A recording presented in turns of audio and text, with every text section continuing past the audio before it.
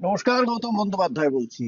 আর আপনারা দেখছেন গৌতম ব্যানার্জি অফিসিয়াল। যারা আমার চ্যানেল দেখছেন তাদের কাছে আমার অনুরোধ যে আমার চ্যানেলটাকে আপনারা সাবস্ক্রাইব করুন, কমেন্ট করুন এবং শেয়ার করুন। আর নোটিফিকেশন যে আইকনটা আছে, বেলটা আছে, ওটা একটু চেপে দেবেন। বাকিপুর তো বাস ঝাঁকি হ্যায়, সারা দেশ আমি বাকি হ্যায়, মানে অযোধ্যায় রাম মন্দির তৈরির আগে যে স্লোগান উঠেছিল অযোধ্যা নিয়ে, ঠিক সেটা যদি এখন পাল্টে তার অনুকরণে এটা বলা যায় তাহলে কেমন হয়? আর সারা দেশের মধ্যে তো এই বাংলাও পড়ে, তাই না? কাজেই ওখানে এটাও বলা যেতে পারে যে বাকিপুর তো বাস ঝাঁকি হ্যায়, পশ্চিম বাঙ্গাল বাকি হ্যায়। আর বাকিপুর ছিল বিজেপির গড়। নিতিন নবীন তার বাবা, 35 বছরের ইতিহাস বিজেপি, সেই ইতিহাস বিজেপি সেখানে ভাবতেই পারতো না সেখানে বিজেপির কেউ হারবে। রবিশঙ্কর প্রসাদ বলেছিলেন, আপনারা জানেন, যে কুকুর বেড়ালকে দাঁড় করালেও সেখানে জিতে যাবে। সেখানে কি হলো? প্রকৃত ইতিহাস গড়ে দিলেন প্রশান্ত কিশোর। অথচ এই প্রশান্ত কিশোরের কিছুদিন আগে বিধানসভায় কি হাল হয়েছিল আপনারা জানেন? বিধানসভায় জনসুরাজের প্রায় সব আসনে জামানত জব্দ হয়েছিল, কারণ লোকে বিজেপি কে তো ভোট দেয়নি, ভোট দিয়েছিল নীতিশকে। নীতিশ ছিলেন বিজেপি জোটে, নীতিশকে লোকে ভরসা করেছিল, বিশ্বাস করেছিল। আর ভোটের আগে 30,000 কোটির নগদ উপহার পৌঁছে গিয়েছিল ভোটারদের অ্যাকাউন্টে, মানে মহিলাদের অ্যাকাউন্টে। আর এইটা ধারণা করে নেওয়া হচ্ছিল এটা চলবে, এটা নিয়মিত চলবে। কোথায় কি? কিছুই হলো না। নির্বাচন পেরিয়ে যাওয়ার পর একটি পয়সাও আর ঢুকলো না মহিলাদের অ্যাকাউন্টে। যা বলা হয়েছিল তা মিলল না, কিছুই মিলতে চাইছিল না। সেইখানেই যখন এই অবস্থা চলছে, সুকৌশলে নীতিশের বিদায় পর্ব ঘটে গেল। আর বিহারে বসে গেলেন সম্রাট চৌধুরী, যার অতীত অন্ধকারাচ্ছন্ন। তাকে এই যুব সমাজ, মানে আজকের যুব সমাজ, সারা দেশের যুব সমাজের সঙ্গে বিহারের যুব সমাজ পাতে দেওয়ার যোগ্যই মনে করে না। বিভিন্ন চ্যানেলে আপনারা দেখবেন বিভিন্ন ইউটিউবার ওখানে গিয়ে কথা বলছেন, তারা সম্রাট চৌধুরীকে একেবারেই পছন্দ করছেন না। বিজেপি তো এটা মানতে পারেনি। বিজেপি মনে করছে তারা যাকে বসাবে তিনিই চালাবেন। আর সেই সম্রাট চৌধুরী নিজেরই যার অতীত অন্ধকারাচ্ছন্ন, তিনি আইন দেখাচ্ছেন, ঘর ভাঙছেন, দোকান ভাঙছেন, জেলে ভরে দিচ্ছেন মানুষদের।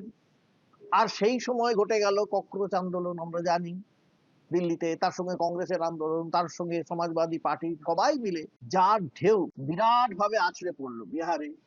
আর যা দমন করার জন্য নাকি পুলিশ বাহিনী লেলিয়ে দিল বিহার সরকার, চিন্তা করুন। যার বিরুদ্ধে খুনের অভিযোগ ছিল, তিনি ছাত্রছাত্রীদের বিরুদ্ধে AK-47 তাক করেছেন বলে অভিযোগ উঠেছে, মানে করিয়েছেন পুলিশকে দিয়ে। আর এই সুযোগটা খুঁজছিল বিহারের জনতা। একটা সুযোগ পেতেই বিহারের জনতা বুঝিয়ে দিল ইনাফ ইজ ইনাফ, অনেক হয়েছে।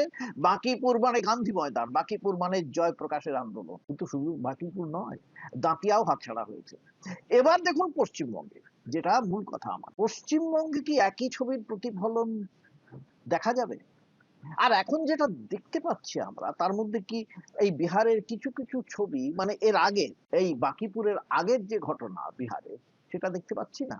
এখানে সম্রাট চৌধুরী নেই, কিন্তু যাদের বিরুদ্ধে দুর্বৃত্তায়নের অভিযোগ ছিল, একবারে বিজেপি উঠে পড়ে লেগেছিল তাদের প্রমাণ করতে। সবকটা দুর্বৃত্ত, সব চোর, সব বাজে লোক, সেই তাদের আবার কোলে করে ঘরে ফেরাচ্ছে বিজেপি। কি অবস্থা! বিজেপির দলের অবস্থা কি বুঝে দেখুন। তারা বলছেন এই কাদের নিয়ে এলাম, আর তারা আবার কাদের নিয়ে এলো। অনুব্রত মন্ডল, বীরভূমের, তাকে নাকি বিভীষিকা বলতো আমাদের বিজেপি। সেই অনুব্রত মন্ডল অভিষেকের নামে অভিযোগ আনছেন। কি সাংঘাতিক অবস্থা! তাকে ঋতব্রত পন্থীরা মাথায় তুলেছেন। আর ঋতব্রত তো এখন সরকার ঘনিষ্ঠ, 20 জন সাংসদকে খুব প্রয়োজন বিজেপি, দরজা খুলে রেখেছে তারা, যে কোনো মুহূর্তে তারা ঢুকে দিতে পারেন।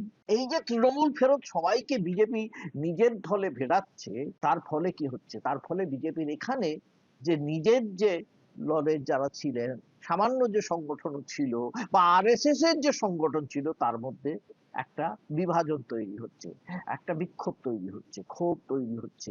এই ক্ষোভের প্রতিফলন কিন্তু যে কোনো সময়, যে কোনো ভোট এলেই দেখতে পাবো আমরা, এটা আন্দাজ করা যায়। আর বিজেপি যদি বলে এই সমস্ত কিছু এসে যাবে না, তাহলে কিন্তু ভুল করবে।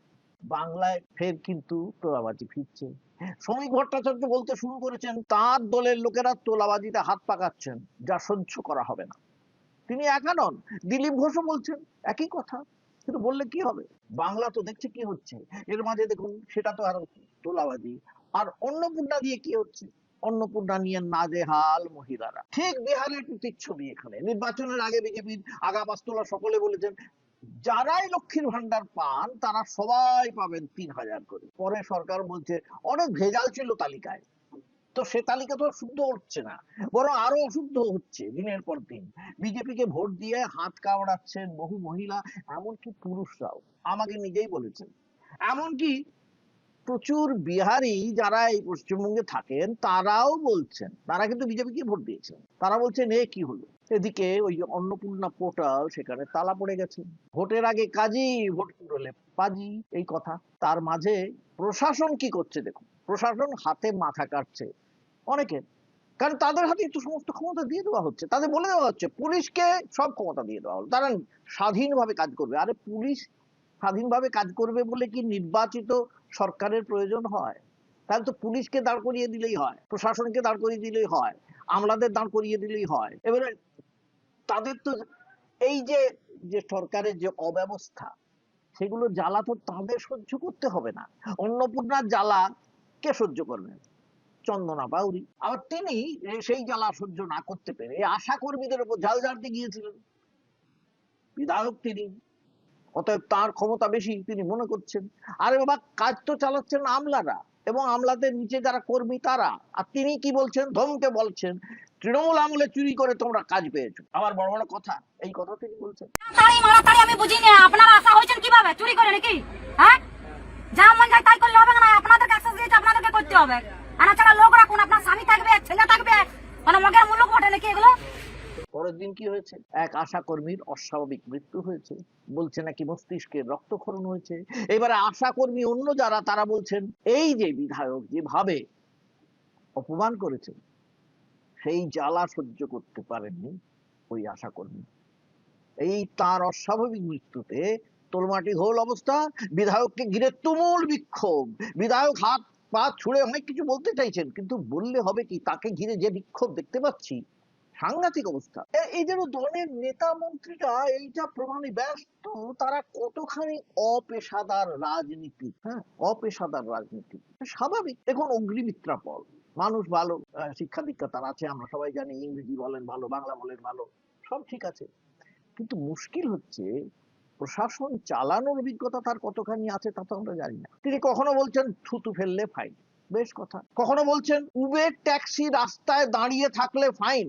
রাস্তায় দাঁড়িয়ে থাকবে কেন তারা? এই তারা বসে আছে, কখন একটা ফোন আসবে এবং তারপরে সেখানে যাবে, বুঝুন, রাস্তায় দাঁড়িয়ে থাকবে না, তাহলে কোথায় যাবে? ওলা, উবের, এই ধরনের ট্যাক্সি রাস্তায় দাঁড়িয়ে রয়েছে, ফোন করলে ওরা তখন যাবে। তো রাস্তায় দাঁড়িয়ে থাকলে এভাবে তো চলতে পারে না। তো এইগুলোর জন্য যদি পেনাল্টি হয়, আলাদা বেশি পেনাল্টি, বেশি টাকার জরিমানা কমার্শিয়াল ভেহিকেলকে করা হবে যদি এভাবে রাস্তায় আপনারা দাঁড়িয়ে থাকে। তাদের জন্য কি আলাদা রাস্তা আছে? তাদের জন্য কি আলাদা জায়গা আছে? তাদের জন্য কি কলকাতা শহরে পার্কিং এর ব্যবস্থা আছে? এটা তো মন্ত্রী জানেন না, কারণ মন্ত্রীকে জানতে হয় না, মন্ত্রীদের নিজস্ব গাড়ি আছে। তারা যে পরিবারের মানুষ, সেই পরিবারে তারা কখনোই অন্যদের গাড়িতে চড়তে অভ্যস্ত নন, তাদের নিজেদেরই গাড়ি আছে একাধিক হয়তো। তো তিনি কি করে জানবেন কলকাতা শহরে পার্কিং এর জায়গা কোথায় আছে, কতখানি আছে? তিনি সেসব তৈরি করে দিলেন না।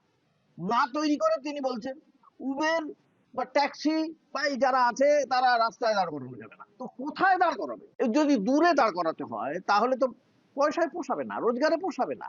আসলে মনে হচ্ছে উনি ভারতের চেয়ে বেশি চেনেন আমেরিকা।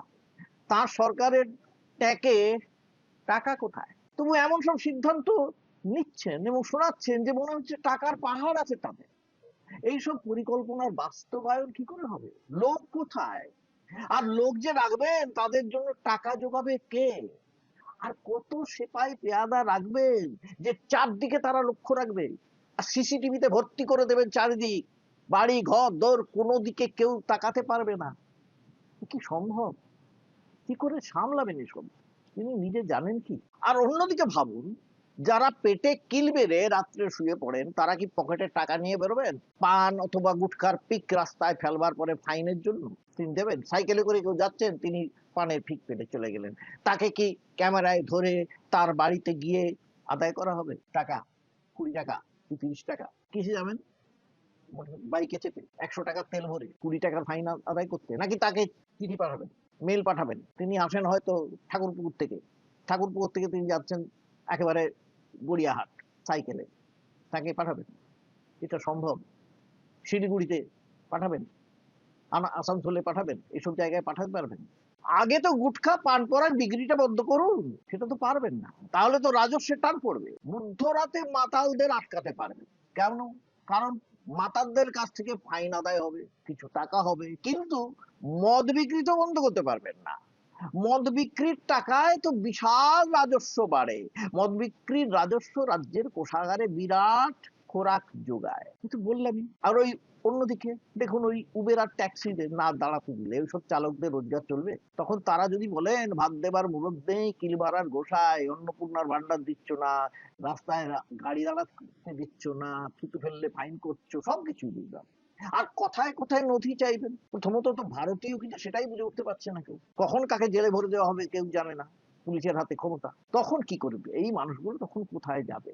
নির্বাচিত প্রতিনিধিরা যদি এইভাবে আচরণ করেন, মুখ্যমন্ত্রী যদি সমস্ত সময় ভয় দেখান, তখন এরা যদি ভেতরে ভেতরে ক্ষোভ পুষে রাখেন, তখন কি এদের দোষ দেওয়া যাবে? দিলীপ ঘোষ পঞ্চায়েতে যত নির্বাচিত জনপ্রতিনিধিদের ক্ষমতা কাড়লেন, তিনি কাড়েননি, সরকার কেড়েছে। যাই হোক, তো এবারে সব তো বোঝা গেল, ক্ষমতা তো কেড়ে নিলেন। বহু জায়গায় পঞ্চায়েতে, পঞ্চায়েত সমিতিতে, জেলা পরিষদে তৃণমূল এখনো আছে। তারা আজ নয় কাল যাবে, এবং অনেকেই যাচ্ছেন, বিদায় নিচ্ছেন। বিভিন্ন ভাবে সুকৌশলে তাদের বিদায় দেওয়া হচ্ছে।